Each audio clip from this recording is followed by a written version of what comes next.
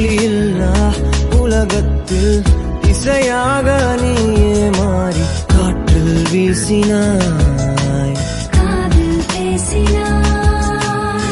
மொழியில்லா மௌனத்தில் விழியாலே வார்த்தை கோர்த்து கண்ணால் பேசினாய், கண்ணால் பேசினாய். 100 ஆண்டு உன்